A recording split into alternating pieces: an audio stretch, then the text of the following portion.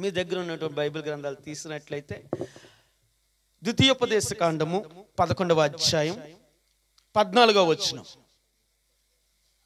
ద్వితీయోపదేశ కాండము 11వ అధ్యాయము పేజీ నంబర్ 155వ పేజీ నంబర్.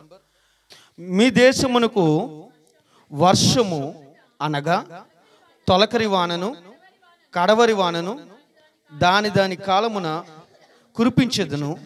అందువలన నీవు నీ ధాన్యమును నీ ద్రాక్షరసమును నీ నూనెను కూర్చుకుందువు. హల్లెలూయా. ఇప్పుడు నాతో కలిసి మీరు అందరూ చదవండి. నేను చెప్తాను, మీరు అందరూ కలిసి చెప్పండి. ఓకేనా? మీ దేశమునకు వర్షము అనగా తొలకరి వానను కడవరి వానను దాని దాని కాలమున కురిపించెదను. అందువలన నీవు నీ ధాన్యమును నీ ద్రాక్షరసమును నీ నూనెను కూర్చుకుందువు. ఆమేన్. చూడండి, ఈ చదవబడినటువంటి లేఖన భాగంలో సాక్షాత్తు దేవాతి దేవుడు ప్రజలందరికీ చెప్పయ్యా అని అంటే తన సేవకునితో, పాస్టర్తో, మీకు సేవకుడు అంటే మీలో కొంతమందికి అర్థం కాదు, పాస్టర్ గారితో మాట్లాడుతున్నాడు. ఏమనంటే, కూడి ఉన్నటువంటి ప్రజలందరికీ ఒక మాట చెప్పు. మీ దేశమునకు అనగా వర్షము తొలకరి వానను కడవరి వానను దాని దాని కాలములో కురిపించెదను. అందువలన నీవు ధాన్యమును ద్రాక్షరసమును నూనెను కూర్చుకుంటావు అనేటువంటి మాట ప్రజలకు చెప్పు అని చెప్పి ఈరోజు మీ మధ్యకి నన్ను నడిపించాడు. హల్లెలూయా. ఉదయకాల సమయంలో నేను కొన్ని గృహాలు దర్శించి వచ్చాను. మా గ్రామంలో కూడా కొంతమంది అధికారులు ఉంటారు కదా, అధికారులను దర్శించి క్యాలెండర్, డైరీ ఇవన్నీ ఇచ్చి వారికి నూతన సంవత్సర శుభాకాంక్షలు చెప్పి దైవ దీవెనలు ప్రకటించి వచ్చాను. వచ్చిన తర్వాత దేవుణ్ణి అడుగుతున్నాను, అయ్యా ఏం మాట చెప్పమంటావు అని అడిగితే, నీకు వాగ్దానం ఇచ్చినటువంటి ఆ 12వ వచనం కిందే మరి యొక్క వాగ్దానాన్ని నేను దాచిపెట్టాను నీ పరిచర్య కొరకు. ఇది 2వ సంఘానికి నేను ఇస్తున్నటువంటి వాగ్దానం ఇది అని చెప్పి దేవుడు నాతో మాట్లాడినటువంటి అనుభవాలు ఇవి. హల్లెలూయా. మీ దేశమునకు అంటే మీ పరిచర్యకు, మీ కుటుంబానికి, మీ గ్రామానికి, నీకు, నీ జీవితానికి దేవుడిచ్చేటువంటి ఒక గొప్ప వాగ్దానం ఏమిటి అని అంటే, దేవుడు మాట ఏమిటి అని అంటే, మనుషు మాట అయినా తప్పచ్చేమో కానీ దేవుడు మాట తప్పువాడు కాదు. మాట తప్పుటకు ఆయన నరుడు కాదు. దేవుడు మాటిచ్చాడు అంటే నువ్వు నమ్మితే అది నీ జీవితంలో జరిగిపోద్ది. హల్లెలూయా. చాలా మంది అంటారండి, ఇంకేముందండి ఆమె చచ్చిపోతుందండి అని మాట్లాడతారండి. ఒకరోజు అలాగే రాజమండ్రి పట్టణంలో ఒక తల్లికి 2 లంగ్స్ పాడైపోయినాయి, బ్లడ్ క్యాన్సర్. ఆ హౌస్ ఓనర్ భయపడి ఇంకా అయిపోయిందని చెప్పి బయట వేసేసారు. గడ్డి కూడా తెప్పించారు, గడ్డి మీద వేసేసారు. ఎందుకో డౌట్ వచ్చి అంబులెన్స్ని పిలిపిస్తే అంబులెన్స్ డ్రైవర్ అన్నారు, ఊపిరి ఆగిపోయిందండి, ఇంక మేము తీసుకెళ్ళమండి. కొన్ని క్షణాలు నిమిషాలు అన్నారండి. ఆ సమయంలో నాకు చిన్న వ్యాపారం ఉండేది.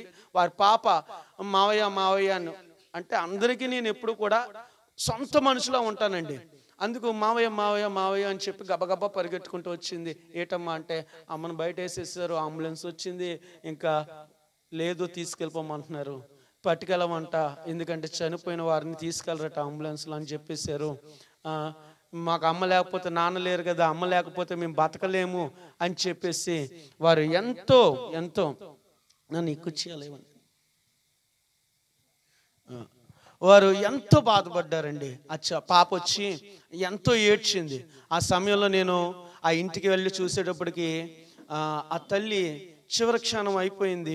నేను మోకాలు వేసి అక్కడ ప్రార్థన చేస్తుంటే అందరూ నా వంక వింతగా చూస్తున్నారు. ఎందుకంటే వాళ్ళు శ్రీకాకుళం అండి, వాళ్ళది శ్రీకాకుళం అయితే వాళ్ళ బంధువులు అందరూ కూడా అదో రకంగా చూస్తున్నారు. బాగా విగ్రహారాధన ఎక్కువ అక్కడ వాళ్ళది. నాన్న మాట్లాడకూడదే, చూస్తుంటే నేను ఒకటే అన్నాను, ఏమీ అవ్వదు, మీరు కంగారు పడకండి, నేను ఇంటికి వెళ్ళి నా సన్నిధి గదిలో, నా దేవుని గదిలో నేను మోకరించి ప్రార్థన చేస్తాను, మరికొద్ది క్షణాల్లో అంతా మేలే జరుగుద్ది అని చెప్పి ఇంటికి వెళ్ళి ప్రార్థన చేశాను. దేవుడు నా సన్నిధి గదిలో చూపిస్తున్నది ఏంటో తెలుసా అండి, అక్కడ అందరూ ఏమంటున్నారు, ఇంకా ఈవిడ దేవుడిని నమ్ముకుంది కదా, పెట్టి పురమాయించాలా లేకపోతే మన ప్రకారం చేసేద్దామని కొట్టుకుని సస్తున్నారండి వాళ్ళు. లేదు నాకు వచ్చే పెట్టుకుంటాను, మామూలుగా తీసుకెళ్ళిపోదాం అని ఒకళ్ళు. మా అక్క కదా, నాకు వచ్చే పెట్టుకుంటాను, నేను మామూలుగానే తీసుకెళ్తాను అని. ఒకళ్ళేమో లేదు లేదు ఆవిడ దేవుణ్ణి నమ్ముకొని పెట్టో తీసుకెళ్ళాలని ఒకళ్ళు. ఈ మధ్యలో వీళ్ళు ఏం చేస్తున్నారు, కొట్టుకుని చేస్తున్నారు. కానీ దేవుడు ఏమంటున్నాడు తెలుసు సన్నిధి గదిలో, ఒక పాత్రలో ఎర్రటి రక్తాన్ని, తన రక్తాన్ని చూపించాడు, ఆమె నోట్లో పోస్తున్నాడు. హల్లెలూయా. ఆ రక్తం ఆమె తాగిందట, లిగిచి కూర్చుని ఇంట్లోకి వెళ్ళి నన్ను పడుకోబెట్టండి అందట. హల్లెలూయా. నేను ఒకటే మాట నన్ను ఫోన్ చేసి, అమ్మా ఏమీ అనొద్దు, ఎవరితో ఏం మాట్లాడొద్దు, ఒక అరగంటలో అమ్మని లోపల తీసుకెళ్ళి పడుకోబెడతారు, అప్పుడు నాకు ఫోన్ చేయన్నాను. మావయ్య అలా కాదు మావయ్య, పెట్టికి వెళ్ళిపోయారు మావయ్య ఆఖరికి. మావయ్య వాళ్ళ తమ్ముడట, వాళ్ళ మావయ్య పెట్టికి పంపించేసారట కుర్రోల్ని. నేను అన్నాను, పెట్టి వచ్చినా వెనక్కి పంపించేస్తారు, నువ్వేం బాధపడకు, అమ్మని తీసుకెళ్ళి పట్టు మంచం మీద పడుకోబెడతారు, నాకు ఫోన్ చేయి, నేను వచ్చి ప్రార్థన చేస్తాను. ఒక మాట చెప్పమంటారా, దుఃఖలా ఉన్న వాళ్ళ అమ్మన్న నిద్రించిందేమో కానీ ఇప్పటికి ఆవిడ సజీవంగా ఉందండి. హల్లెలూయా. నేను అదే అంటాను, మనుషులు ఏమంటారు, అయిపోయింది ఇంకా అంటారు. కానీ దేవుడు ఏమంటాడు తెలుసా, దేవుడు నీ జీవితంలో ఒక్క మాట ఇచ్చాడు అనుకో, అది ఖచ్చితంగా జరుగుతుంది, నువ్వు నమ్మాలి. ఒక ఆవిడ దేవుని మందిరానికి వచ్చి, అయ్యా నా భర్తను మార్చయ్యా, బాగా తాగేస్తున్నాడు, తాగడం మాట అటు పక్క నుంచి, పోనీ ఇంట్లో ఏం లేకపోయినా నేను సర్దుకుంటున్నాను, కానీ ఆయనకి ఏదన్నా అయితే మేమేమైపోతామయ్యా, ఆరోగ్యం పాడైపోతుందయ్యా, నా భర్తను మార్చు ప్రభు అని ఏడ్చి బడబడబడబడబడ. నిజంగా చెప్పిన గిన్నెడితే నిండిపోద్దండి, అంత ఏడ్చేసి ప్రార్థన చేసేసిందండి. కింద పాస్టర్ గారు ఉన్నారండి, అమ్మ బావగారు ఏరమ్మా, లేకపోతే అన్నయ్య గారు ఏరమ్మా అని అడిగితే, మారతారులే అమ్మ అంటే, మారతారు, నువ్వేం బాధపడకమ్మా, మొహం కందిపోయింది కదా, ఏడ్చింది కదా ఇప్పుడు వరకు, మొహం కందిపోయిందిగా, మారతాడులే అమ్మా, నువ్వేం బాధపడ. మారతాడులే అండి. మరి ఇప్పుడేం వరకు ఏం ప్రార్థన చేసావు, మారాలని ప్రార్థన చేసావు, కిందకు వచ్చి అడిగితే మారతాడులే అమ్మా అంటే ఏమంటుంది, మారతాడులే అండి, మారడండి. మరి నీ విశ్వాసం ఏమైపోయింది, నీ నమ్మకం ఏమైపోయింది, నువ్వే చెప్పేస్తున్నావు. నువ్వు ప్రార్థన చేస్తావు కానీ ఆయన మారడని నువ్వే చెప్పేస్తున్నావు, ఇంకెక్కడ మారతాడైనా. చాలా మంది మాటలు అలాగ ఉంటాయండి, అవి తెంగర మాటలో తెలీదు, వారి జ్ఞానం అంతే తెలీదు, లేకపోతే వారి ఆలోచన అలాగ ఉంటుందో తెలీదు. కానీ మన నోట్లోంచి ఎప్పుడు మంచి వస్తే అప్పుడు మంచి జరుగుతుంది. హల్లెలూయా. దాన్ని ఆమేనంటాడు ఆయన, జరిగిస్తాడైనా. దేవుడు మాట నమ్మదగినది. హల్లెలూయా. నేను ఒక మాట అంటాను, ఎంతమంది మాటలు నమ్మి నువ్వు మోసపోయావు. నన్ను ఎదురుకొచ్చి కూర్చో, ఎలా వచ్చి ఎంతమంది మాటలు నమ్మి పాడైపోయారు. నేను ఒక మాట చెప్పనా, నువ్వు ఎంతో మందికి అవకాశం ఇచ్చావు కదా నీ జీవితంలో, ఒక్కసారి యేసయ్యకి అవకాశం నీ జీవితాన్ని మార్చి చూపిస్తాడు ఆయన. హల్లెలూయా. నేను ఎంతో మందిని నమ్మి లక్షల ఆస్తులు లక్షలు పోగొట్టుకున్నాను, రోడ్డు పాలైపోయాను. కానీ నా నమ్మదగిన దేవుడు, ఇదే బలిపీఠం రాజమండ్రిలో ఉంది, ఈ బలిపీఠం దగ్గర మోకాలు లేసి కన్నీరు విడిచి ప్రార్థన చేస్తాం. అప్పుడు మా మందిరం ఎక్కడ ఉండేదో తెలుసా, లోతట్టు అన్ని నీళ్లు మా దగ్గరకు వచ్చేయండి. డ్రైనేజ్ ఉండే కాదు మా హౌసింగ్ బోర్డ్ కాలనీకి, అందరు నీళ్లు కుండీలు నిండిపోయి మా దగ్గరికి వచ్చేసాయండి. బూడిదండి. ఆ తర్వాత ఏదో ఎవరు ఇల్లు పాలు కొడితే ఆ పెంకులన్నీ వేస్తాం, అందులో మోకాలు వేస్తే గుచ్చిపోయేవండి. అలాంటి పరిస్థితులు కన్నీరు విడిచి బురదల్లోని అందులోని వాసన వచ్చేసిన ఇదే బలిపీఠం కొంచెం హైట్గా ఉండేది, దీని కాళ్ళు కోసారు, అందులోనే ప్రార్థన చేసేవాళ్ళం. కానీ ఈరోజు నా జీవితాన్ని చూస్తే రాజమండ్రిలో దేవుడు అందరూ ఆశ్చర్యపోతారు. అలాంటి పరిస్థితుల్లోంచి మనుషులు విడిచిపెట్టిన నేను నమ్మిన నా దేవుడు విడిచిపెట్టలేదు, నన్ను నిలిపి రాజమండ్రి మహాపట్నంలో మీరు చెప్తే నమ్మరు, గజం 25,000 27,000 30,000 పలుకుతున్న ఆ చోట దేవుడు నాకు చక్కటి ఏసీ మందిరాన్ని ఇచ్చాడండి. హల్లెలూయా. ఎస్, నేను ఇంకా అనుకుంటున్నాను రాబోయే రోజుల్లో సెంట్రల్ ఏసీ మందిరం కట్టాలి. ఎందుకో తెలుసా, 2 గంటలు 60 రూపాయలు టికెట్ కొనుక్కుని 2 గంటలు చూసి సినిమా సెంట్రల్ ఏసీలో చూస్తున్నాడు, అక్కడికి వెళ్ళి నష్టపోతున్నాడు. దేవుడి మందిరానికి వస్తే బయటికి వెళ్ళబుద్ధి అవ్వకూడదు ఇంకా. హల్లెలూయా. దేవుడి మందిరానికి వస్తే ఇంకా మీరు చెప్తే నమ్మరు, మందిరానికన్నా ఏసీ ఉంటుంది కానీ నా రూమ్కి ఏసీ ఉండదు తెలుసా. మందిరంలో ఉన్న సోఫా ఉంటుంది కానీ నా మంచం మీద పరుపు కూడా ఉండదు. చాలా డెడికేటెడ్ అండి. నేను ఏదో డబ్బా చెప్తున్నానేమో అనుకోవచ్చు, వచ్చి చూసుకోవచ్చు, చాలామంది వచ్చారు. మా గది ఎంత ఉంటుందో తెలుసా, చెప్తే నంబర్ ఇంతే ఉంటుంది. అందులోనే 2 మంచాలు, అందులోనే అన్నీ, ఇంకా అందులోనే 4 బతుకుతాం అన్నమాట. కానీ నేను అంటాను, దేవుని పరుగు ఖర్చు అయిపోతాం. హల్లెలూయా. ఎందుకో తెలుసా, అనేక కుటుంబాలు కట్టాలి, అనేక కుటుంబాలు దీవించబడాలి, అనేక కుటుంబాలు వెలిగించబడాలి. హల్లెలూయా. నేను అంటాను, ఆ దేవుని పాదాలు పట్టుకున్నాను కాబట్టి ఈరోజు నన్ను విడిచిపెట్టలేదు. మనుషులు కాళ్ళు పట్టుకోక్కలేదు, చేతులు పట్టుకోక్కలేదు. నీ చేతులతో ఒక్కసారి జీవగ్రంథాన్ని పట్టుకొని చూడు, నీ బ్రతుకు మార్చేస్తాడు, నీ స్థితి మార్చేస్తాడు, నీ కుటుంబ పరిస్థితులు మార్చేస్తాడు, నీ జీవితాన్ని మార్చేస్తాడు ఆయన. హల్లెలూయా. ఎక్కడ నువ్వు తలదించుకుని బతికావో అక్కడే తలెత్తుకుని బతికే శక్తి ఆయన నీకు ఇస్తాడు. హల్లెలూయా. అంత శక్తిమంతుడు. నేను ఆరాధిస్తున్నాను ఆ యేసయ్య. ఆ యేసయ్య గురించి చెప్తున్నాను. ఎందుకంటే నేను కట్టుకున్నాను, నేను బాగుపడ్డాను, నేను ఆశీర్వదించబడ్డాను కనుక మీకు చెప్పగలుగుతున్నాను. హల్లెలూయా. నేను చెప్తున్నాను, దేవుడు మాట నమ్మదగినదండి. ఈరోజు దేవుడు ఏమని మాటిస్తున్నాడో తెలుసా? మీకు, మీ దేశానికి, మీ ప్రాంతానికి, మీ కుటుంబానికి, మీ జీవితాలకి వర్షాన్ని ఇస్తాను. ఎలాంటి వర్షాన్ని ఇస్తానో తెలుసా? తొలకరి వాన, కడవరి వర్షమును మీకు దాని కాలములో కురిపింప చేస్తాను అంటున్నాడు. తొలకరి వాన అంటే మొట్టమొదటి చిరుజల్లులు, అవునా కదా? తొలకరి వాన పడినప్పుడట రైతు భూమిలో విత్తినటువంటి ప్రతి విత్తనం కూడా మొలకెత్తుతుందట, అవునా కదా? చెప్పండి, తొలకరి వాన అంటే ఏంటి అర్థము? రైతు భూమిలో విత్తినటువంటి ప్రతి విత్తనం కూడా ఏమవుతుందట? మొలకెత్తడం ప్రారంభిస్తూ ఉంటుందట. అలాంటి వర్షాన్ని నీ జీవితంలో దేవుడు ఇస్తాను అని మాట్లాడుతున్నాడు. ఈరోజు ఇక్కడ కూడి వచ్చిన మీరు చాలా బ్లెస్. ఎందుకో తెలుసా? నీ జీవితంలో ఏదో ఒక పోరాటం ఇక్కడ నిన్ను నడిపించింది, ఏదో ఒక సమస్య ఇక్కడికి నడిపించింది, ఏదో ఒక బలహీనత నిన్ను ఇక్కడికి నడిపించింది, ఏదో ఒక ఆలోచన నీకు తెలియకుండానే ఇక్కడికి నడిపించింది. దేవుడు నమ్మదగిన వాడు. ఆ నమ్మదగిన దేవుడు ఈ దూత ద్వారా నీకు ఒక్క వాగ్దానం చెప్పమంటున్నాడు. ఏంటో తెలుసా? నీ జీవితంలో ఒక తొలకరి వానను దేవుడు కురిపింప చేయబోతున్నాడు. హల్లెలూయా. నువ్వు ఎదురు చూస్తున్నటువంటి ఆలోచన అనే విత్తనం, నీ కోరిక అనే విత్తనం, నీకు కావలసిన అక్కర అనే విత్తనం, నీ సహాయం అనే విత్తనం మీద దేవుడు తొలకరి వానను కురిపింప చేయబోతున్నాడు, దీవెన జల్లును కురిపింప చేయబోతున్నాడు. అది నీ జీవితంలో ఫలించునుగాక. నువ్వు చెప్తావు ఖచ్చితంగా. అయ్యా, మందిరంలోకి వచ్చి అడుగు పెట్టాను 2024 సంవత్సరంలో జనవరి 2వ తారీఖున వచ్చి ఇక్కడ అడుగు పెట్టాను. 2025 సంవత్సరంలో నువ్వు మరలా వస్తావు, ఇదే 2వ తారీఖున నైట్ మీటింగ్కి వస్తావు. కానీ ఈ స్థితిలో రావు, నూతనమైన స్థితిలో, దేవుడు నిన్ను ఆశీర్వదించిన స్థితిలో, దేవుడు నీ జీవితాన్ని కట్టిన స్థితిలో, నిన్ను బలపరిచిన స్థితిలో, నీకు ఆరోగ్యం ఇచ్చిన స్థితిలో, ఈ స్థలంలో ఉండి నువ్వు ఆశీర్వాదింపబడి సాక్ష్యం చెప్పే స్థితిలో దేవుడు నేను నిలబెడతాడు. హల్లెలూయా. నేను ఖచ్చితంగా చెప్తాను, ఈరోజు చాలామంది, ఈ సంవత్సరం చాలామంది పాత బట్టలు కట్టుకునే స్థితిలో ఉన్నారేమో, కానీ వచ్చే సంవత్సరం నూతన వస్త్రములతో నీ కుటుంబం అంతా కట్టుకుని దేవుడు మందిరంలో ఆరాధించే కృపనిస్తాడు ఆయన. హల్లెలూయా. నేను అంత నమ్మకంగా చెప్తున్నాను మీ విషయంలో. ఎందుకో తెలుసా? మాట రాసివ్వడం అంటే, మాట చెప్పడం అంటే చావుతో సమానం. నా జీవితంలో మాట ఇచ్చాను అని అంటే అది ఖచ్చితంగా నెరవేర్చేస్తానండి, ఖచ్చితంగా. ఎందుకంటే నేను ఎవరి దగ్గర నాకు ఫైనాన్షియల్ సపోర్ట్ ఒక ఆయన ఉంటారు, ఆయన ఎంత అడిగినా సరే నోటి మాట ద్వారానే. ఎందుకో తెలుసా? ఒకే మాట అంటాడు. ఆయన నా పేరు ఒక రైతుగా తెలుసు వాళ్ళకి, బాబీ గారు మాట ఇచ్చారా తప్పుడైనా ప్రాణమన్నా పోవాలి కానీ మాట, అంత నమ్మకం అన్నమాట.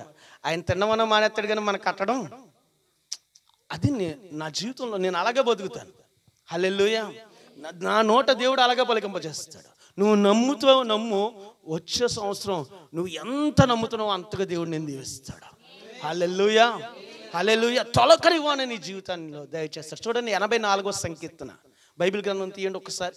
84వ సంకీర్తన 6వ వచనం చదవండి. 84వ సంకీర్తన 6వ వచనం. వారు బాకా లోయలో పడి వెలుచు, దానిని జలమయముగా చేసెదురు, తొలకరి వాన దానిని దీవెనలతో కప్పును. హల్లెలూయా. చూడండి, వారు అంటే దేవుని ప్రజలట, వారు అంటే అనేక మంది అట. బాకాలోయ వెంబడి వెళుతున్నారట. ఆ మాటకు అర్థం ఏంటంటే బాకాలోయ అని అంటే అర్థం ఏంటంటే, బాకాలోయ అంటే అర్థం ఏంటంటే అంగలార్పు లోయ. చెప్పండి, అంగలార్పు అంటే బాధ, కన్నీరు. అంటే చాలా మంది జీవితంలో అంగలార్పు లోయగా ఉన్నారట, దానిలో ప్రయాణం చేస్తున్నారట. ఒక్కొక్కరికి అప్పులనే బాధ, ఒక్కొక్కరికి ఇంట్లో కష్టాలు, ఒక్కొక్కరికి ఇంట్లో మనుషుల ద్వారా కష్టాలు, ఇలా రకరకాలైనటువంటి బాధ. నేను చాలామందికి తెలుసా, చాలామంది తల్లుళ్ళు భర్త ఇంట్లోంచి బయటికి వెళ్ళిపోయిన తర్వాత, పిల్లలు స్కూల్కి వెళ్ళిపోయిన తర్వాత, చాలామంది ఆడతల్లుళ్ళు మా అక్కలు ఏం చేస్తారో తెలుసా, ఇల్లంతా వదిలేస్తారు, పొయ్యి దగ్గర కూర్చొని ఏడుస్తారు. నేను చాలామందిని చూస్తాను, చాలామంది జీవితాలు. ఆ బియ్యం డబ్బా తెరుస్తుంటే ఏడుస్తూ ఉంటారు, ఇంట్లో పరిస్థితులు తెలుసుకుని ఏడుస్తూ ఉంటారు. లేకపోతే అందరూ వెళ్ళిపోయిన తర్వాత గదులన్నీ తలుపులు గడలు పెట్టుకొని మోకాళ్ళ మీద ఏడుస్తూ ఉంటారు. నా ప్రభు చెప్తున్నాడు, అలాంటి వారికి ఎవరి జీవితంలో అయితే కన్నీళ్ళతో ఉన్నారో వారికి ఒక మాట చెప్పమన్నాడు. బాకాలోయ వెంబడి వారు వెళ్తున్నప్పటికీ దాన్ని జలమయముగా చేస్తారట. హల్లెలూయా చెప్పండి, జలమయముగా చేస్తారు అని చెప్తున్నాడు. అంటే వారి జీవితంలో పరిశుద్ధాత్మ యందలి ఆనందం దేవుడు ఇస్తాడట. ఏమిస్తాడు? దేవునిలో ఆనందం ఇస్తాడట. ఇంకా తొలకరి వాన దానిని ఏం చేస్తుందట? దీవెన. తొలకరి వాన అంటే చెప్పాను కదా, మొట్టమొదటి కురిసేటువంటి చిరుజల్లం. నేను అంటాను, ఈరోజు నువ్వు ఏ బాధతో, ఏ బంధకంతో, ఏ సమస్యతో ఈ ప్రాంగణంలో అడుగుపెట్టావో నాకు తెలియదు, కానీ ఇది ప్రతిష్ఠింపబడినటువంటి స్థలం. హల్లెలూయా.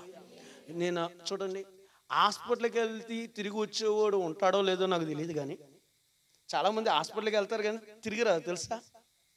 150 మంది వెళ్తారు. అమ్మ ఎలా అన్నాను అనుకోకండి, నిజమే కదా, మనం చూస్తున్న పరిస్థితులే కదా. వారికి ఉన్నటువంటి పరిస్థితులు నేను చూస్తూ ఉంటాను మా కుటుంబంలోనే. అంటే దేవుడి మందిరానికి వెళ్ళి వచ్చిన వారి జీవితంలో అండి ఖచ్చితంగా ఆశీర్వాదం ఉంటుందండి. హల్లెలూయా. ఎక్కడో అరాకొరగా కొంతమంది ఉంటారు, అలాంటి భక్తి జీవితం కాదు. నువ్వు యథార్థంగా నువ్వు జీవిస్తే, యథార్థంగా దేవుని పాదాలు పట్టుకుని బతికితే నీ జీవితాన్ని కడతాడు. హల్లెలూయా. గతంలో మా జీవితాల్లో కూడా అండి కాకినాడ వెళ్ళిపోయాం. దేనికో తెలుసా, సరదాగా బీచ్ చూడడానికి మీరు వెళ్తారేమో, మేము దాని గురించి అల్లా. మా అబ్బాయి ఉన్నాడు ఇక్కడ, షాలం ఉన్నాడు, మా అమ్మాయి నిస్తలు ఉంది. వారు చిన్న పిల్లలు. మా పాపనైతే సంకనేసుకుని తిరగాలి, మా అబ్బాయి అయితే చిన్న చిన్న అడుగులు వేసుకుంటూ తిరగాలి. అలాంటి పరిస్థితుల్లో చచ్చిపోదామని వెళ్ళామండి. కానీ ఈరోజు మా దేవుడు ఆయన మాట ద్వారా తిరిగి మమ్మల్ని బలపరిచాడు. ఒకటే మాట అన్నాడు, ఏమన్నాడు తెలుసా? నీతిమంతుడు 7 మార్లు పడిపోయిన తిరిగి నిలబడతాడు. చెప్పండి, నీతిమంతుడు 7 మార్లు పడిపోయినను తిరిగి నిలబడతాడు. రెండో మాట దేవుడు మాట్లాడాడు, ఏంటో తెలుసా? నీ నీతికి తగినట్టుగా నీ నివాస స్థలాన్ని వర్ధిలింపజేస్తాను. మొదట నువ్వు కొద్దిగా ఉన్నను, తుదకు నువ్వు మహాభివృద్ధి పొందుతావని దేవుడు మాట్లాడాడు. మూడోదిగా ఒక మాట మాట్లాడు, నీ వాక్యమే నన్ను బ్రతికించేది, అదే నా బాధలలో నెమ్మదిని. ఈ 3 మాటలు ఈరోజు ఈ స్థితిని మమ్మల్ని నిలబెట్టాయండి. హల్లెలూయా. నేను అంటాను, దేవుడు మాట నిలబెట్టేది, కట్టేది. నువ్వు ఏ లోయలో నువ్వు ఉన్నావో, లోయ అంటే శ్రమకు సాదృశ్యం, ఏ శ్రమలో నువ్వు ఉన్నావో నా ప్రభు నువ్వు చెప్తున్నాడు ఒక్క మాట, నీ శ్రమనంతా కొట్టివేసేటువంటి ఆశీర్వాదకరమైన చిరుజలు దేవుడు నీ జీవితంలో ఇవ్వబోతున్నాడు. హల్లెలూయా. ఒక 2 వ్యక్తులు ఉన్నారండి బైబిల్ గ్రంథంలో, వారిని పౌలు శీలలు అంటారు. ఒకరోజు వారిని ఏం చేశారంటే, చెరసాల నాయకులు వచ్చి అరెస్ట్ చేశారు.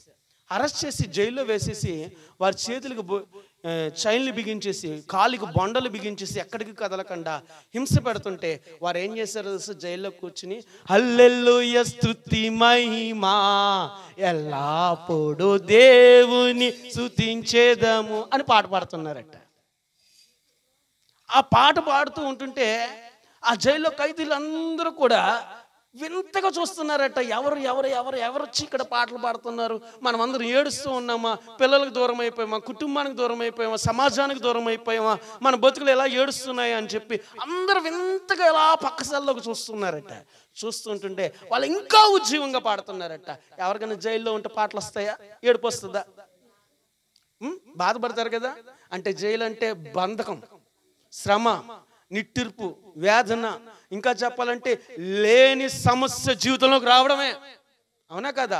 అలాంటి పరిస్థితుల్లో దేవుణ్ణి ఆనందంగా ఆరాధిస్తూ ఉన్నారట. వారందరూ ముందు ఆశ్చర్యంగా చూశారట, ఏమి అర్థం కాని స్థితిలో చూశారట.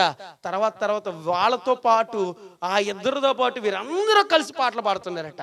ఆ పాటలు పాడుతుంటే పరలోకపు దేవుని ఆత్మ అభిషేకం వారున్న జైలులోకి దిగి వచ్చిందట.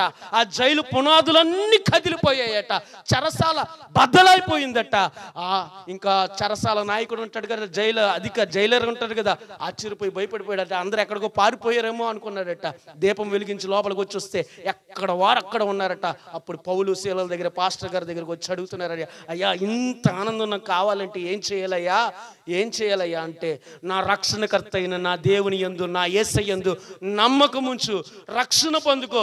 మేము పొందిన ఈ సంతోషం, మేము ఆనందిస్తున్న ఈ రక్షణ భాగ్యం నీకు నీ కుటుంబానికి దేవుడు దయచేస్తాడు అని అనగా, ఆ జైలు అధికారి, ఆ రోమా సామ్రాజ్యంలో ఉన్నటువంటి ఆ ఉన్నతమైన పదవిలో ఉన్నటువంటి ఆ అధికారి మోకరించి తన కుటుంబాన్ని తీసుకొచ్చి అందరూ మోకరించి తండ్రి కుమార పరిశుద్ధాత్మ నామములో బాప్తిసం పొందుకున్నారట. హల్లెలూయా. నేను అంటాను, చెరసాల అనే శ్రమలో కూడా దేవుడు వారిని జలమయముగా చేశాడండి. హల్లెలూయా.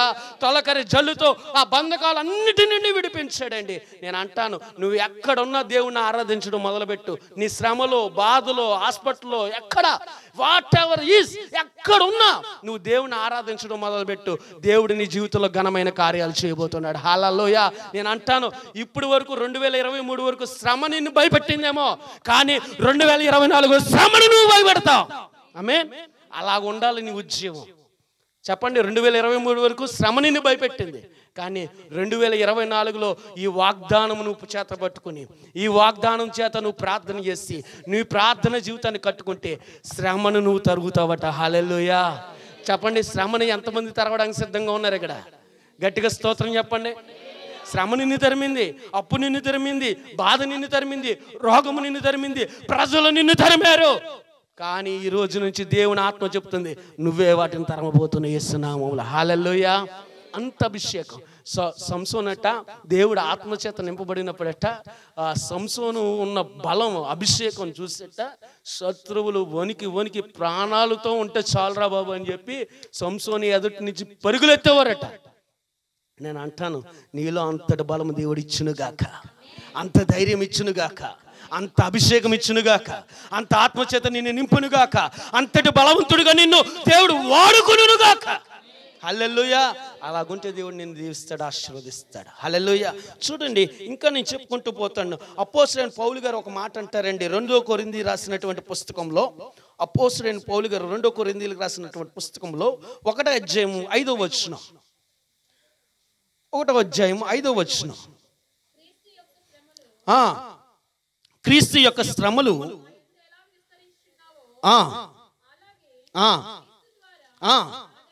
ఆదరణీయు.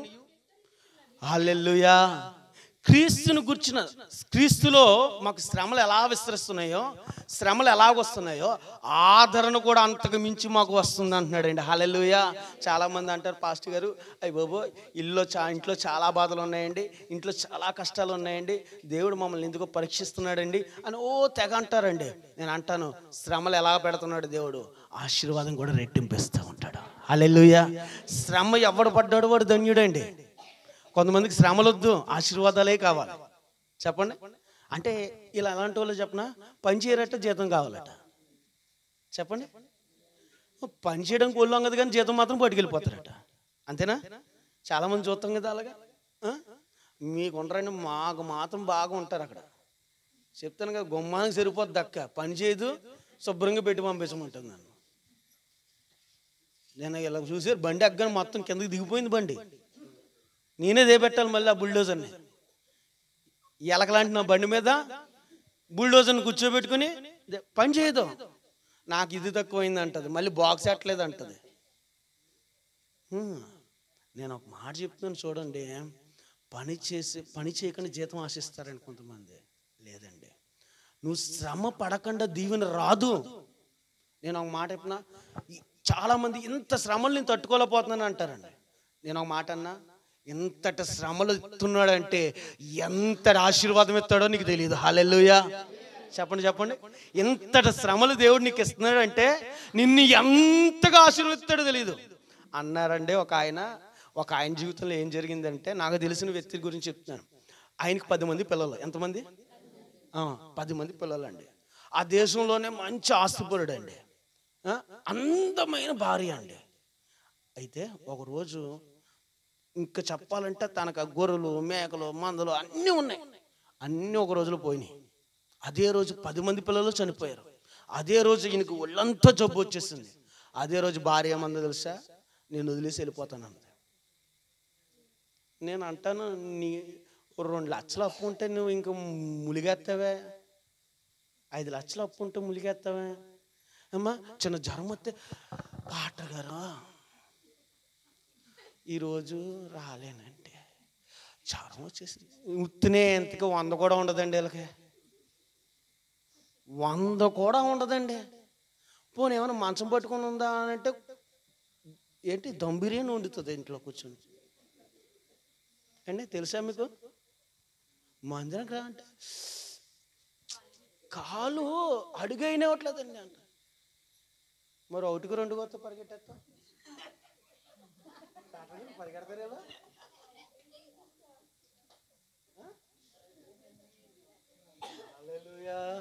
అంత అక్కర్లేదండి.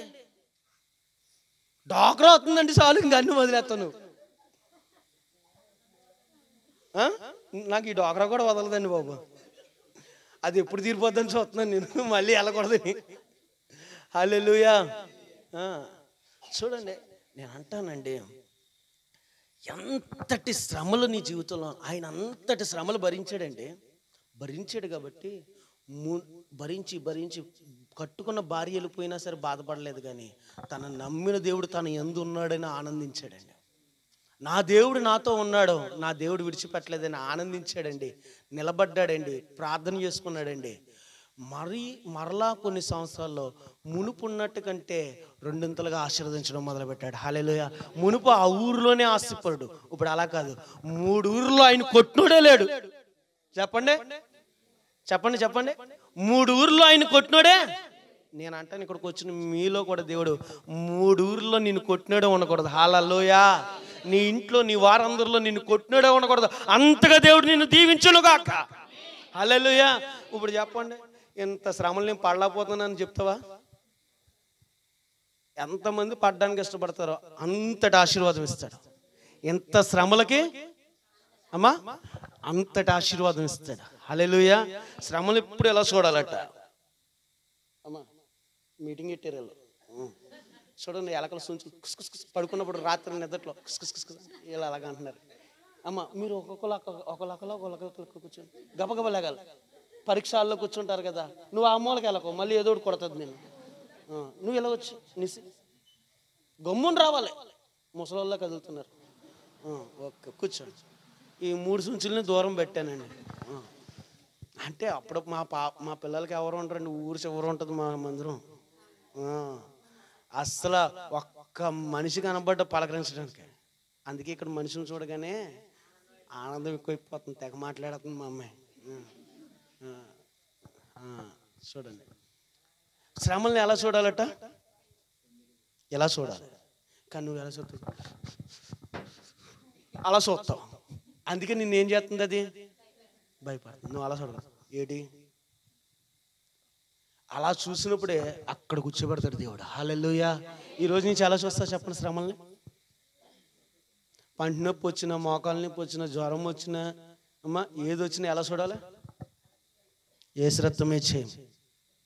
నేను మందిరానికి అని ఎన్నిసార్లు అక్కని అడగండి, మన అక్కని అడగండి, ఎన్నిసార్లు జ్వరంతో వచ్చాను, ఎన్నిసార్లు ముద్దయిపోయి వచ్చాను ఇక్కడికి, ఎన్నిసార్లు నా కాలుకి యాక్సిడెంట్ అయినా సరే వచ్చాను. నేను ఈ సంవత్సరం 3 సార్లు మానేశానండి. అది కొన్ని సమస్యల వల్ల, బండిలో పోయడానికి లేక ఆగిపోయాను. ఇప్పుడు మానలా. మరి నేను వచ్చినా సరే నువ్వు రావు, మా ఇంట్లోనండి అంటాం. ఇంక బాబా ఇంకే ఇప్పితే ఇంకెళ్ళరా పురాణమే. హల్లెలూయా.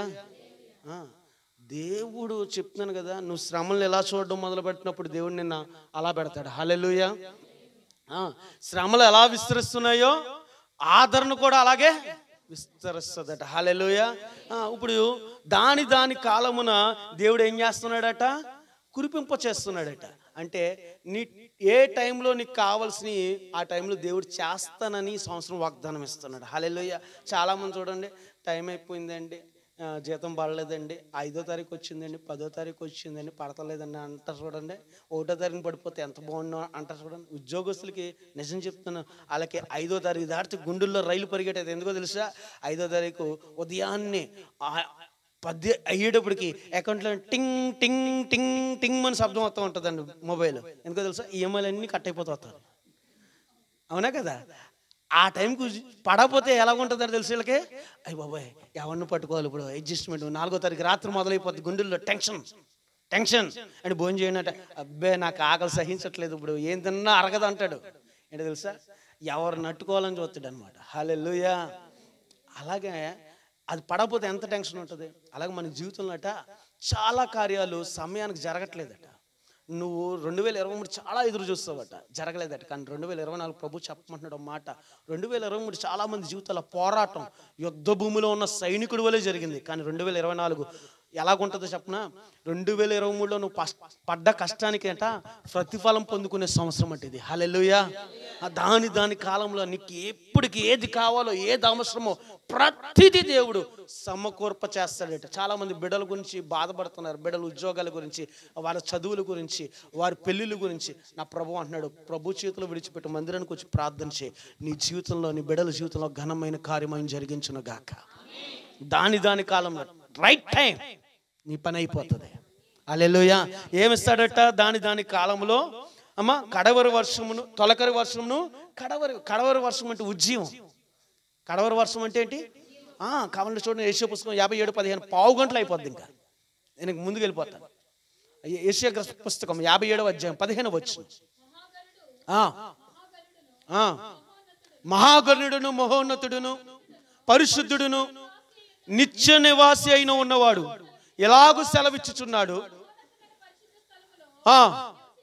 నివసించువాడును అయినను వినయము గల వారి ప్రాణమును ఉజ్జీవింప చేయుటకును, నలిగిన వారి ప్రాణమును ఉజ్జీవింప చేయుటకును, వినయము గల వారి యొద్దను, దీన మనస్సు గల వారి యొద్దను నివసించుచున్నాను. హల్లెలూయా.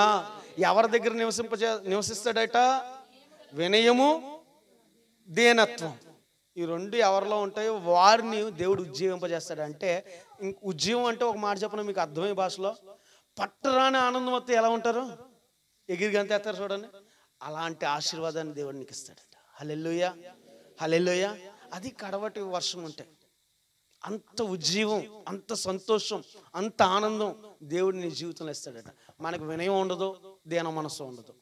వినయం అంటే తగ్గి ఉండాలి. ఎంతున్నా ఆ విషయంలో నా ఆత్మీయ తండ్రి దగ్గర నుంచి మేము నేర్చుకుంటాం. మా పాస్టర్ గారు, నేను ఈరోజు ఈ స్థితిలో ఉండడానికి నాకు ఓ పాస్టర్ గారు ఉంటారు కదా, ఆయన ఆత్మీయ తండ్రి. మేడపేట పరిచర్య. ఆదివారం ఒక్కరోజు 9 ఆరాధనలు జరుగుతాయి. ఎన్ని ఆరాధనలు? మనకు ఒక ఆరాధన రావడానికి మీరు నలిగిపోతారు. 9 ఆరాధనలు జరుగుతాయి. తెల్లవారుజాము 4:30కు మొదలయ్యి రాత్రి 11 వరకు ఆరాధన జరుగుతూ ఉంటుంది. ప్రజలు వస్తూనే ఉంటారు. 6,000 మంది ప్రజలు వస్తూ ఉంటారు. హల్లెలూయా. ఒక్కొక్క సోఫా 50,000 40,000 ఉంటుంది. కానీ ఆయన మందిరంలోకి వస్తే ఎక్కడ కూర్చుంటాడో తెలుసు, ఆయన మోకాళ్ళ మీద కూర్చుంటాడు బలిపీఠం. ఎప్పుడన్నా సరే ఈ బలిపీఠం మీద మీరు కుర్చీ చూడరు, నేను కూడా మోకాళ్ళ మీద ఉంటాను. చాలామందికి బలిపీఠానికి వాల్యూ అవ్వరండి. బలిపీఠం మీద కుర్చీలు వేసుకుని కాళ్ళ మీద కాళ్ళు వేసుకుని కూర్చుంటారు. ఇది యేసు రక్తంతో కట్టిన బలిపీఠం. హల్లెలూయా. దీని మీద నుంచి దేవుడు తన ప్రజలతో తన వాక్కును, తన అభిషేకాన్ని, తన చిత్తాన్ని, తన కృపను, తన జాలిని, తన దయను, తన ఆశీర్వాదాన్ని దేవుడు ప్రకటిస్తూ ఉంటాడండి. హల్లెలూయా. ఇది ఎప్పుడైతే ఫుల్ఫిల్గా మనం సమర్పణ కలిగి చేస్తామో దీని మీద పరిచర్య, అప్పుడు అక్కడ ఉన్న ప్రజలందరూ దీవించబడతారట. హల్లెలూయా. లేకపోతే సంవత్సరాలు గడుస్తున్న అక్కడ ప్రజలు అలాగే ఉంటారు. అర్థమైంది? మా అయ్యగారు మాకు నేర్పించే పాఠం, ఆయన మోకాళ్ళ మీద ఉంటాడు దావీదు వలె, తగ్గింపు. అంతటి వాడు కూడా ఆయన, అంతటి స్థితిలో ఉన్న కూడా ఆయన, నాన్న చెప్పండి అమ్మ, అమ్మ చెప్పండి అమ్మ, అన్నయ్య అలాగండి అలాగండి, చాలా తగ్గింపు. మన దగ్గరకు వస్తూ ఉంటారు రాజమండ్రి ప్రాంతానికి, ఇక్కడికి కూడా ఒక రోజు వస్తారు, ఖచ్చితంగా ఈ సంవత్సరం వస్తారు. అమ్మ అంతటి వినయం అంటే ఆయన చూసి నేర్చుకుంటాం మేము. అంతటి తగ్గింపు మనలో. ఎవరికైనా సరే చూడండి, ఈరోజు 10,000 అందితే చాలు, తీసుకున్నది పొద్దుడి దగ్గరే. అమ్మా ఈ మూతి మీద ఎంటుకలు నిలబడతాయట. ఏంటి అయితే నన్ను లేపవా, నన్ను తిప్పవా అంటాయట, అనే కదా. తర్వాత మనసు అంటదంట, నన్ను ఓపవా అంటదట. ఏమంటది అమ్మా చెప్పండి, ఏమంటది? ఈయన సరే నిన్ను ఊపుతానని చెప్పి ఈయన వెళ్తాడు, ఊపుతాడు. ఇంటికి వచ్చాక ఇంటినంతటా ఊపుతాడు ఈయన. ఇల్లంతా ఊపుతాడు. ఊపడా తర్వాత హాస్పిటల్లో డాక్టర్ గారు ఊపుతారు మిమ్మల్ని, ఒంగోబెట్టి సెలైన్ అంతా పెట్టి కక్కు అంటాడా లేదా? హల్లెలూయా. అయ్యో బాబోయ్, మామూలుగా ఉండరని కొంతమంది వాళ్ళు ఊగుతారు, ఊపేస్తారు అందరినీ. అర్థమైందా? ఎప్పుడైనా వాషింగ్ మిషన్లో బట్టలు చూసారా? తెగ పిండేస్తుంది, నీళ్ళు తెగ వచ్చేస్తాయండి బయటికి. అలా మొత్తం పిండేస్తారు ఇంటిని. తెచ్చిన మా ఇద్దరు 10,000 కానీ ₹1,00,000 వదిలేస్తాడు ఇక్కడ.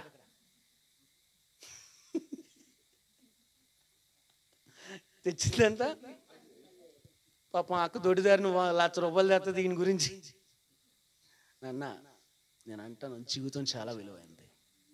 అది దేవుడి మందిరంలో కట్టుకోగలవు. చెప్పండి ఎక్కడ?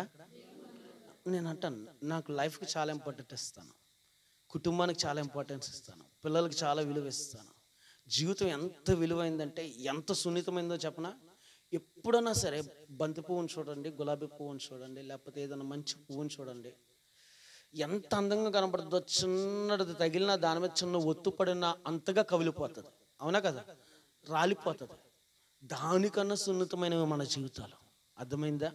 అందుకే ఏ పరిస్థితిలోనూ మన జీవితాలను, కుటుంబాలను పాడు చేసుకోకూడదు. ప్రతి విషయంలో మెలకువ ఉండాలి. ఏముండాలి? బిడ్డలను ప్రేమించాలి, భార్యని ప్రేమించాలి, కుటుంబ బాధ్యతలు కలిగి ఉండాలి. అమ్మ, నేను ఒక మాట చెప్పనా? యజమానైతే ఎలా ఉండాలో తెలుసా? ఈ 200 అక్కడ తాగే బదులు ఈ 200లతో నా పిల్లలకి ఏమైనా వస్తాయేమో, 4 రోజులు 200లతో వారం రోజులు కూరగలుగుతాయి తెలుసా? మనోడు 2 నిమిషాల్లో టప్మని లేపాడేస్తాడు. మళ్ళీ అందులోకి ₹30 సోడా, మళ్ళీ అందులోకి ₹60 జాయింట్, లేకపోతే ₹10 సెకోడీలు. అవునా? టప్మని నాకు ఏడుపు వచ్చేస్తుందమ్మా. 300 టప్మని ఎత్తుపడేస్తాడు. నాకైతే కళ్ళలో గిర్రమని తిరిగిపోతే, ఆదివారం నేను ఎంత కష్టపడతాను తెలుసా? ఆదివారం 150 కిలోమీటర్లు ప్రయాణం చేస్తాను. నా కానుక ఎంత తెలుసా? ₹150 వస్తాయి 2 మందిరాలు కలిపి. ఎందుకంటే మేము ఆదివారం కానుక పాటే పాడం మా మందిరంలో. వచ్చినోడు వేస్తాడు. ఏనోని ముక్కు పిండినా ఊడిపోయి ముక్కను ఎంతసేపు పిండుతాను నేను? ఇప్పుడు హోటల్లో భోజనం చేసినోడు బిల్లు కట్టాలని తెలీదా? ఆడిష్టం అనుకుంటాను నేను. అంతే. దీవించబడాలంటే వేస్తాడు, అంతేనా? 150 కిలోమీటర్లు ప్రయాణించి ₹300 పెట్రోల్ వేసుకుంటే ₹150 కూడా ఒక్కోసారి. ఈ ₹300 గుట్టుకుమని దింపేస్తాడా?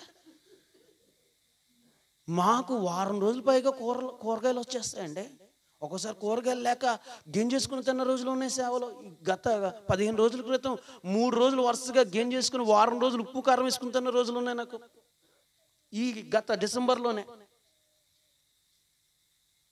ఎలాగా? నేను ఒకటి ఆదివారపేట రాజమండ్రి నుంచి ఇక్కడికి వస్తానా, మళ్ళీ ఇక్కడి నుంచి అక్కడికి వెళ్తానా, కనీసం టీ టైంలో ₹10 టీ కూడా తాగను, డ్రింక్ కూడా తాగను. ఎలా బండికేసి అలా వెళ్ళిపో. నా పిల్లలు వస్తారా బండి మీద, మాతో వస్తారా? అక్కడ ఎక్కుతామే, ఇక్కడ దిగుతాం, ఇక్కడి నుంచి అక్కడికి వెళ్తాం. దారిలో ఏదన్నా కొనండి, బజ్జీలు తెప్పించినా అంటే మా అబ్బాయి ఏమంటాడు సార్, డాడీ మనం అందరం తింటే ₹100 అయిపోద్ది, దారిలో వెళ్తా కూర తీసుకెళ్ళిపోతాం డాడీ, బిర్యానీ వండి అంటారు. అంటే అంత క్యాలిక్యులేట్గా ఉంటారు. మీరు ఎలా పుట్టుకుమని దించేస్తారండి? ఈవిడేమో స్టీల్ సామాన్లోడికి ఇచ్చేస్తుందండి, ఆత్మాను ఆ చీరలోడికి ఇచ్చేస్తుందండి. నాకు అర్థం కాదు. కుటుంబం చాలా విలువైంది. 2024 మీరు అలా ఉండొద్దు. హల్లెలూయా. అలా పాడు చేయొద్దు. ఆయన ఎవరు అంటారు, టీవీలో గుండేసుకుని వస్తాడండి, డబ్బులు ఊరికి ఎవరికి రావట్లేదు అంటాడా లేదా? మాట్లాడుతూ వచ్చేస్తున్నాడు. ఈ మధ్యన వస్తాడా మీ ఇంట్లోకి? డబ్బులు ఎవరికి? నేను అంటాను, నాన్న ఉదయం నుంచి రెక్కల ముక్కలు చేసుకుని కష్టపడుతున్నావు, నువ్వు పాడు చేయకూడదు. పోనీ ఎవరన్నా సరే చూడండి, ₹3 ₹4 ట్యాబ్లెట్ కొనడానికి అయ్యి బాబు ₹10 ఇంకోటి లేదా అంటారు ట్యాబ్లెట్. ఇక్కడ మాత్రం 200 ఇటు తాగెత్తాడా? ఆ జాకెట్ ముక్క చూసిందంటే 300 పర్లేదు ఇచ్చే అంటది. కుట్టుకూల దగ్గర చూడండి, ₹60 ₹100 కుట్టుకూలు మనకు నచ్చవు. ₹1000 ఇటు కుట్టించాల్సిందే. ట్యాబ్లెట్ మాత్రం ఆరోగ్యాన్ని కొనుక్కోరండి. వెళ్ళా రోగాన్ని మాత్రం వేలకు వేలెట్టు కొనుక్కుంటారు. మా చిన్నాన్నగారు ఒక్కొక్కసారి తాగుతాడండి. ఆయన బాటిల్ చూసాను అనుకోండి, ఎంత అని అంటే 14,000 13,000 అంటాడు. ఏంటి రోగం ఖరీదు? నేను అంటాను, వివేచించాలి, ఆలోచించాలి. మనస్సు నెమ్మది చేసుకోవాలి. నీ మనస్సును నీ బతుకును మార్చేది ఏకైక గ్రంథం, జీవ గ్రంథం. హల్లెలూయా, హల్లెలూయా. నేను అంటాను, ఈ మాటలు నీ హృదయంలో ఉంటే నువ్వు తప్పు చేయవు. నువ్వు దేవుడి మందిరంలో ఉంటే నీ అడుగులు పాపానికి ఒడిగట్టవు. హల్లెలూయా. దేవుడు అంటున్నాడు, దాని కాలంలో అన్నీ ఇస్తాను, అన్నీ ఇస్తాను, ఉజ్జీవాన్ని ఇస్తాను. అప్పుడు ఏం చేస్తావు తెలుసా? నువ్వు ధాన్యాన్ని కూర్చుకుంటావట. చెప్పండి, ఏం చేస్తావు? ధాన్యాన్ని కూర్చుకుంటావట. ధాన్యము ఆహారం, ధాన్యము సమృద్ధి సాదృశ్యంగా ఉంది, అవునా కదండి? చూడండి, ఒకరోజు బైబిల్ గ్రంథంలో షోమ్రోను అనేటువంటి పట్టణంలో కరువు వచ్చింది. ఆ కరువు ఎంతటి కరువు అని అంటే, మీరు చెప్తే నంబరు, గాడిద తలట 50 రూపాయలట. కొన్ని వేల సంవత్సరాల క్రితం గాడిద తల 50 రూపాయలట. పావు లీటరు పావురపు రెట్ట 5 రూపాయలట. పావురపు రెట్ట 5 రూపాయలు అంటే వింతగా చూస్తున్నారా? పావురపు రెట్ట ఎందుకో తెలుసా? ఈ కరువు ప్రాంతాల్లో ఆహారం లేదు, కానీ ఈ పక్షులు ఎక్కడికెక్కడికో ఆహారం దొరికే చోటుకి వెళ్ళిపోతాయి ఎగురుతూ. పక్షులేం మనకులా ఖాళీగా ఉండవండి, 10 వరకు మంచం మీద ఉండవండి, దొల్లవండి. అవి 5 లేచి కొన్ని 100 కిలోమీటర్లు ఎగురుకుంటూ వెళ్ళి ఆహారాన్ని కూర్చుకుని మళ్ళీ సాయంత్రం 5 అయ్యేటప్పటికి ఇంకెక్కడ పెత్తనాలు చేయవండి. ఇంకెక్కడ సిన్నింట్లో పెత్తనాలు, పెద్దింట్లో పెత్తనాలు, తాగుబోతు కొట్ల దగ్గర పెత్తనాలు చేయవండి. తిన్నంగా ఎక్కడికి వస్తాయి తెలుసు? మళ్ళీ ఎగురుకుంటూ అందరితో కలిసి, బాబా నువ్వు ఇక్కడ ఉంటే నేను ఇప్పుడు అలాగే వెళ్ళి ట్యాక్స్ కట్టేసి వచ్చేస్తానంటాడు. అయితే మీ చిన్న ముందు పలకరించి వచ్చేస్తానంటాడు కొంతమంది. అలాగే ఏం చేయవండి ఈ పక్షులు. తిన్నంగా ఎక్కడికి వస్తాయి? గూటికి వచ్చేస్తాయండి. అలాగే అన్నమాట. చూడండి, ఆ పావురం ఎక్కడో ఆహారం సమకూర్చుకుంది కదా. ఆ రెట్టలో ఏముంటాయి తెలుసా? పావురపు రెట్టలో ఎప్పుడన్నా చూడండి, పక్షులు రెట్టలు అయితే చిన్న చిన్న గింజలు ఉంటాయి. చూసారు ఎప్పుడన్నానే? ఆ గింజలు విత్తనాలు, ఆ గింజలు అన్నీ కూడా అంట నూరుకునేనట్ట జావ కాసుకుని తాగేవారట. అంతటి భయంకరమైన కరువు వచ్చిందట. ఆహారం రోజు ఒకరోజు అన్నారట, 2 తల్లులు ఉన్నారట, బాలింతరాలు. ఒక ఆమె అందట, ఇంతటి కరువు మనం తట్టుకోలేకపోతున్నాం కదా, ఈరోజు నీ బిడ్డను చంపుకొని తినేద్దాం మన ఇద్దరం, రేపటికి నా బిడ్డను చంపుకొని తినేద్దాం అన్న. రాజుగారి దగ్గరికి వచ్చి గొడవ పెట్టిందట. ఏమ్మా గొడవ ఏంటమ్మా మీ ఇద్దరికి అంటే, అమ్మా అయ్యా ఈవిడంది, ఈరోజు నీ బిడ్డను చంపుకుని తినేద్దాం, రేపు నా బిడ్డను చంపుకుని తిందాము మన ఇద్దరం అంది. ఈరోజు ఆవిడ మాట ప్రకారం నా బిడ్డను ఇచ్చేసాను, చంపుకొని కూర వండుకొని ఇద్దరం తినేసాం, ఆ లేత మాంసం తినేసాం. ఇప్పుడు ఆమె బిడ్డనిమ్మంటే ఇవ్వట్లేదు. రాజు గుండెలు పగిలిపోయి వస్త్రాన్ని చింపుకొని, ఇంత భయంకరమైన కరువు ఉందా అని ఏడ్చాడు. నిజంగా చాలా మంది జీవితాల్లో అండి అంతటి భయంకరమైన కరువు ఉంది. రాజాల్లా బతికిన చూడండి, ఈరోజు తినడానికి, ఇంట్లో గడవడానికి చాలా పరిస్థితులు ఎదుర్కొంటూ ఉన్నారు. కానీ నా దేవుడు అంటున్నాడు, నీకు ఆహారమైన సమృద్ధి ఇవ్వబోతున్నాను. హల్లెలూయా. నీ పాత్రలో, నీ భోజనపు బల్ల 128 సంకీర్తనలో ఉంది, నీ భోజనపు బల్ల చుట్టూ నీ పిల్లలు ఒలీవ మొక్కల వలె ఉంటారు. నిజంగా 2018 సంవత్సరం అండి భోజనం ఉండేది కాదు, మాకు సరిగ్గా భోజనం ఉండేది కాదని నిజం చెప్తున్నాను. భోజనం ఉండేది కాదండి. ఎంతగానంటే నాకు జీలకర్ర సన్నాలు ఉంటేనే కానీ నేను భోజనం చేసేవాడిని కాదు. ఎందుకంటే వ్యాపారం అలాంటిది కదా. రోజు 25,000 రూపాయలు వ్యాపారం అమ్మేది, నెలకు 1,00,000 రూపాయలు ఈజీగా పాకెట్లు పెట్టుకునేవాడిని. ఎప్పుడు నా కారు డాష్బోర్డ్లో కట్లే ఉండేవి. అలాంటి లైఫ్ అనిపించేవాడిని నేను. అలాంటి స్థితిలో నుంచి ఆహారం లేక ఒకరోజు మా పాస్టర్ గారు, ఒక వృద్ధురాలు 5 కేజీలు బియ్యం వస్తాయి కదా, ఆవిడ వృద్ధురాలు అరక్క పాపం మంచి రైస్ తెచ్చుకునేదట.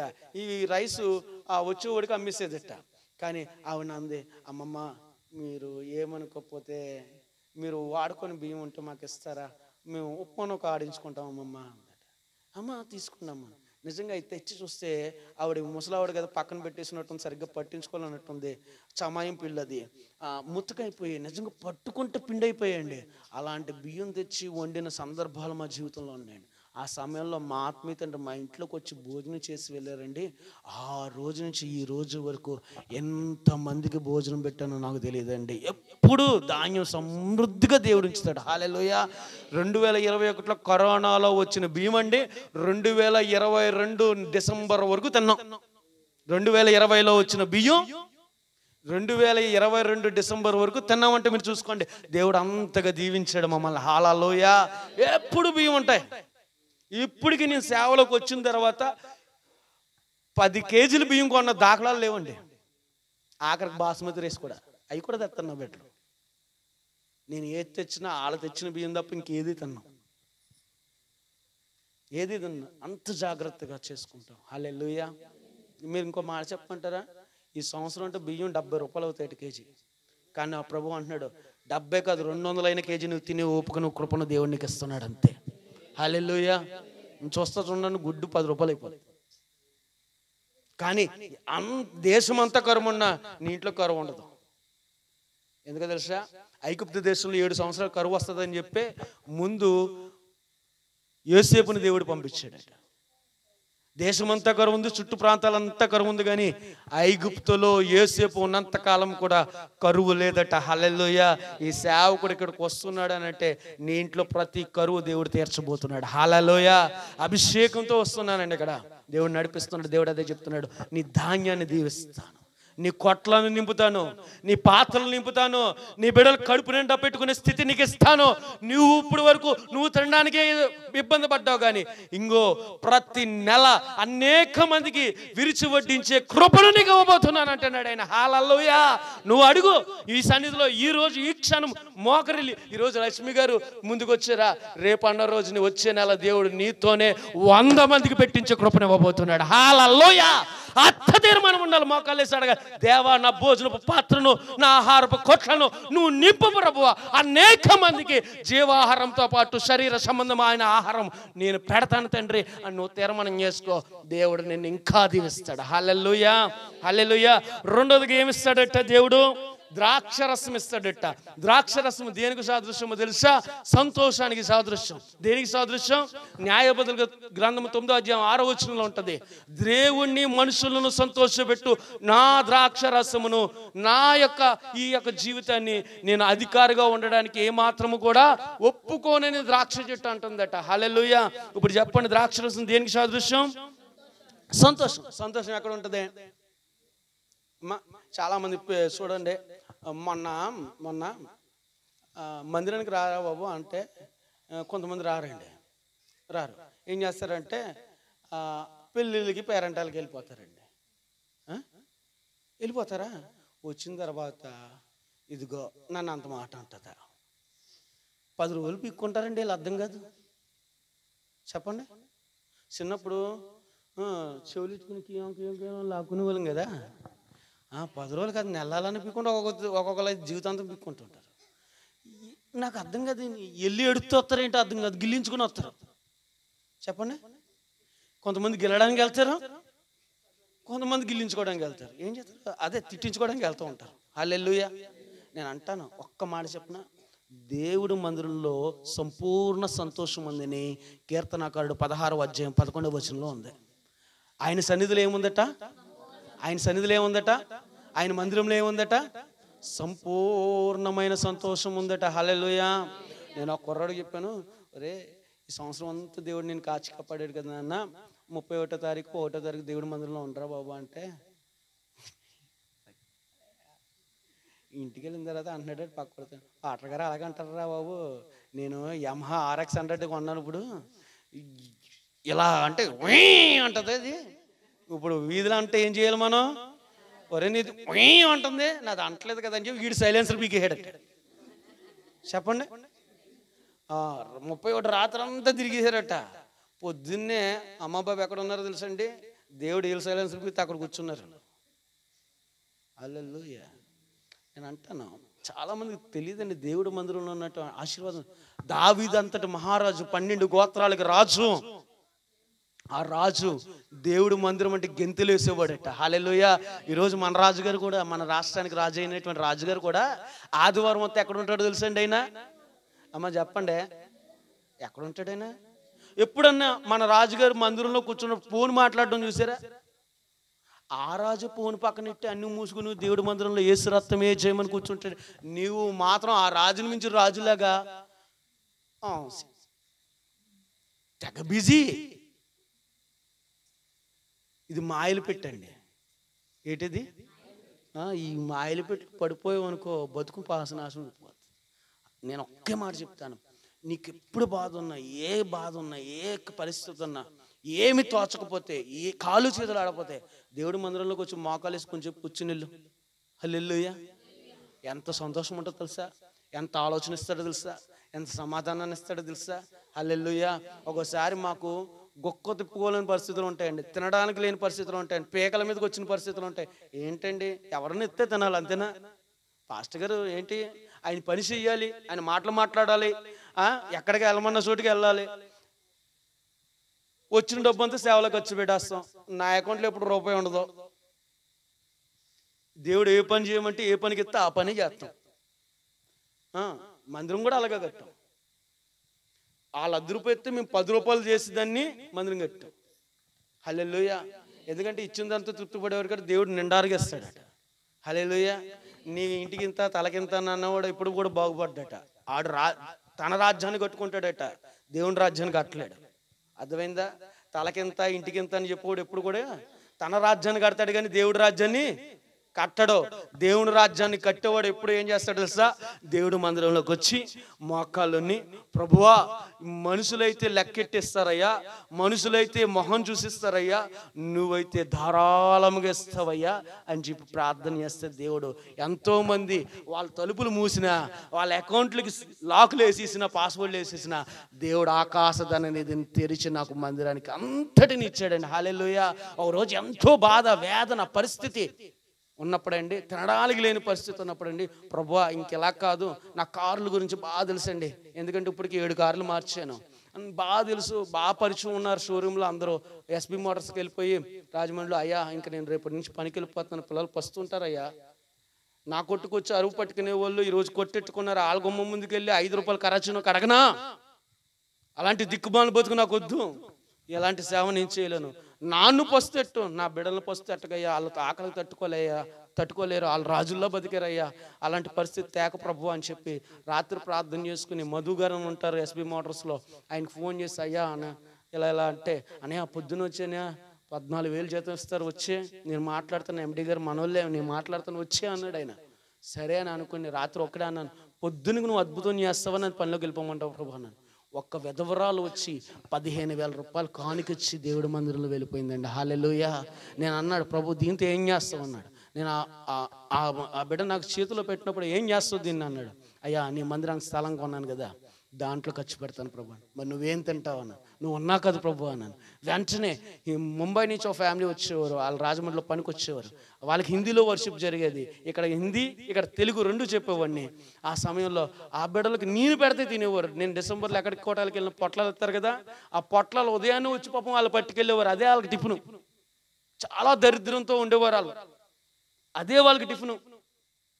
నేను 2 పొట్లాలు ఎత్తే 3 తినేవారు వాళ్ళు, మా 2 పొట్లాలు మేము 4 తినేవాళ్ళు. అలాగుండే పరిస్థితి.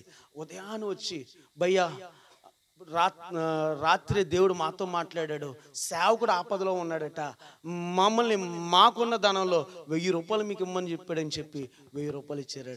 హల్లెలూయా. నేను దేవుడి పనికి ఎంత సమర్పించుకుంటే అంత దీవించి, నేను అంటాను, అదే అంటాను, దేవుడు సంతోషం, ఆయన సన్నిధిలో ఎంత సంతోషం ఉంటుందో తెలుసా, ఎంత ఆశీర్వాదం ఉంటుందో తెలుసా.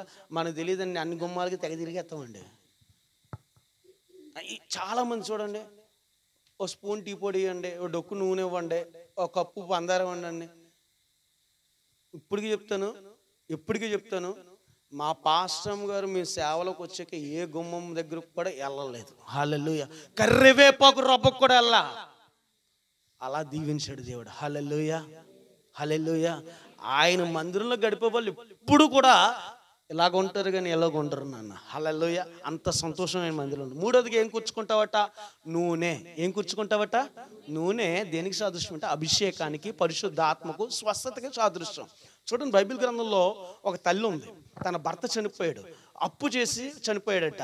చనిపోతే ఆయన ఎక్కడ పనిచేసేవాడంటే ఒక పాస్టర్ గారి దగ్గర. నెహెమి గారు ఒకసారి వస్తారే, త్వరగా జంకలా పరిగెట్టాలి ఇప్పుడు మీరు, రండి పైకి వచ్చి. ఆయన పాస్టర్ గారి దగ్గర ఏం చేసేవారంటే అసిస్టెంట్ పాస్టర్ గారు అట. పాస్టర్ గారికి బ్యాగ్ మోసేవాడట. ఏం మోసేవాడు, బ్యాగ్ మోసేవాడట. దాహం వేసింది అనుకో గబగబా మంచినీళ్ళు బాటిల్ తెరిచి మంచినీళ్ళు ఇచ్చేవాడట. గబగబా ఆయన ఎక్కడికైనా ప్రయాణం అయితే బండి నడిపేవాడట, కారు తుడిచేవాడట. ఇంకా అన్ని విషయాల సహకారంగా ఉండేవాడు. తప్పుగా అనుకోకుండా ఆయన నిద్రించాడట. మీరు తప్పుగా అనుకోకండి ఈ మాటకి. నిద్రిస్తే మీరు వెళ్ళిపోండి. ఇప్పుడు మా మనమ్మ గారు వస్తారు, రండి అనుకోకుండా నిద్రించాడట. ఇప్పుడు ఆవిడొచ్చి ఇక్కడ నుంచండి అమ్మా, తప్పుకోరా బాబా అనుకోకుండా వచ్చి, పాస్టర్ గారు మా ఆయన గారు మీ దగ్గరే పని ఉండేవారు కదా, పరిచయలో ఉండేవారు కదా, మీ బ్యాగ్ మోసేవారు కదా, మీకు అన్ని విషయాలు సహకారంగా, ఇప్పుడు ఆయన లేరయ్యా, అప్పులోడు వచ్చి ఏం చేస్తున్నాడు, మమ్మల్ని బాధిస్తున్నాడయ్యా, నా పిల్లల్ని మమ్మల్ని ఎలా బతకమంటావు అనంటే ఆయన అన్నాడు, పాస్టర్ గారు ఏముందమ్మా అని అడిగితే, బుడ్లో కొంచెం నూనె ఉందండి. సరే అది చాలు, వెళ్ళి పాత్రలన్నీ తెచ్చుకో, ఆ బుడ్లో నూనె పోతా ఉండి పాత్రలన్నీ నిండుతాయి అన్నాడట. బుడ్లో నూనె ఈవిడికి ఇంకా మా పాస్టర్ గారు అన్నారు కదా ఖచ్చితంగా అయిపోద్దని చెప్పి ఇంత డేక్షాలు తెచ్చిందట, 4 కొంచెం డేక్షాలు తెచ్చిందట. పోతా ఉందట, నిండుతా ఉన్నాయట. ఇంక పాత్రలను మా సప్లై కమ్మనోడు సేవ ఏంటి ఆ పేరు అమ్మా, బాలతాత గారి దగ్గర, అమ్మా మనం మొత్తం తాగలేని నువ్వు పట్టుకెళ్ళిపోయావు డేక్షాలన్నీ, ఇంకేమీ లేవన్నాడట. పాత్రలు ఆగిపోయినాయని ఈ నీరసం కదా మనోడు, నీరసం అమ్మ ఇంకా అన్నీ అయిపోయినాయి అమ్మా, ఏమి లేవన్నారా అని చెప్పాడట. సరే పాత్రలన్నీ అయిపోయినాయి కదా, నూనె ఆగిపోయింది. ఇప్పుడు అన్నారట, పాస్టర్ నూనె ఆగిపోయిందండి, పాత్రలు నిండిపోయినాయి అంటే, ఇప్పుడు వెళ్ళి ఆ బాకీ అంతా తీర్చే అన్నాడట. అది అమ్మి బాకీ. దీంట్లో మీకు ఏమర్థమైంది? అక్కర్లు తీర్చిన నూనె పాత్ర చెప్పండి, కొద్దిగా నూనె కదా. అక్కడ యజమాని నిద్రించాడన్న విషయం మీరు చూడకండి, అసలు చూడకండి, అది మీకు కనబడకూడదు, నేను చెప్పి కనబడకూడదు. అర్థమైందా? అక్కర్లు తీర్చినా, నేను ఒక మాట అన్నా, ఈ కొద్దు నేను అంత గొప్ప కార్యం ఏం చేసింది తెలుసా? ఈయన దైవజనుడు వెనకాల కూడా బైబిల్ ఇచ్చుకుని తిరిగాడు కదా, దైవజనులో ఉన్న అభిషేకం అండి, అభిషేకం ప్రతి అక్కర్ని తీర్చేస్తుంది. హల్లెలూయా, హల్లెలూయా. నేను అదే అంటాను, కూర్చోండమ్మా. నేను అంటాను, ఒక్కొక్కసారి మా ఆయన గారు పాస్టర్ గారు కూడా తిరుగుతున్నారని చాలామంది బాధపడుతూ ఉంటారండి. తిరగాలి. ఎందుకు తెలుసా? ఆయనలో ఉన్న అభిషేకం నీ కుటుంబాన్ని పోషిస్తుంది. హల్లెలూయా. నీ లేములో, నీ కష్టంలో, నీ దరిద్రంలో, నీ ఇబ్బందులో, నీ శ్రమలో, నీ యొక్క అప్పుల్లో, లేకపోతే నీ రోగ స్థితిలో, నీ యొక్క బాధల స్థితిలో ఏం చేస్తుంది తెలుసా? అభిషేకం నిన్ను పోషిస్తుంది. హల్లెలూయా. అభిషేకం నిన్ను బలపరుస్తుంది. నేను అంటాను, అభిషేకం ఏదైనా చేయగలదు నీ జీవితంలో. నేను అంటాను, నెహెమ్యా గారు చాలామంది అంటారు, పాస్టర్ గారు కూడా తిరుగుతుంది. లేదండి, అభిషేకం. ఏం కావాలి మీకు? ఏమవుతుంది? నా దగ్గర ఏముండదో, ఏముంటాయండి? చిరిగిపోయిన నోట్లు, ఒక మొక్క ఈరోజు ఈ వారం ఎత్తా వచ్చి పై వచ్చేవారు ఇంకో మొక్క ఇంకోసారి ఎత్తారు. బోల్సార్లు చూసాను అలాంటి మొక్కలు. 10 రూపాయల నోటు 2 మొక్కలు వేసి వేస్తారు. ఏముంటాయండి పాస్టర్ గారి దగ్గర? చిరిగిపోయిన నోట్లు, టేబుల్ వేసిన నోట్లు తప్ప ఏముంటుంది చెప్పండి? నలిగిపోయిన సొక్కా తప్ప. సొక్కా మాత్రం బాగా కనపడదు, లోపల ఉన్న బనీనికి ఎన్ని కణాలు ఉన్నా మీకు కనపడం. హల్లెలూయా. మీకు అదే తెలుసు. ఏముందయ్యా నెహెమ్యా గారి దగ్గర? ఏముందయ్యా అంటే, ఇంకో దివారాత్రులు దేవుడి పరిచయంలో ఖర్చు అయిపోతున్నాడు కదా, నలిగిపోతున్నాడు కదా, ఈ సేవకుడిలో ఉన్నటువంటి ఆత్మాభిషేకంలో కొద్ది పాలు ఆయన పొందుకున్నాడు. ఆ అభిషేకము ఆ కుటుంబాన్ని కడతది, బలపరుస్తుంది, స్థిరపరుస్తుంది, నిలబెడుతుంది. ఏ స్థితిలో అయినా సరే వాళ్ళని ఆదరిస్తుంది. హల్లెలూయా. నేను అదే అంటాను, చాలా మంది పాటర్ గారి దగ్గరగా ఉన్నట్టు భయపడిపోతారు. ఏ పని చెప్పేస్తాడా, ఎంత కొమ్మని వెళ్ళిపోదామా, అయ్యి బాబా అసలు పాటర్ గారికే కనపడదు. ఒక ఆయనట్ట ఏసై లోపలికి వస్తే బయటికి వెళ్ళిపోయాడు దొడ్లోంచి. ఎవరైనా లాజర్ గారు మొత్తానికి ఏమైందో తెలియదండి, దేవుడు పట్టుకున్నాడు, మరణం నుంచి లేపిన తర్వాత ఏసై ఒత్తసాలట కాళ్ళ దగ్గర కూర్చునేవాడట. హల్లెలూయా. నేను అంటాను, దైవజనుడి పాదాల దగ్గర ఎవరైతే ఉంటారో వారి జీవితాలను, వారి కుటుంబాలు కడతాడు. హల్లెలూయా.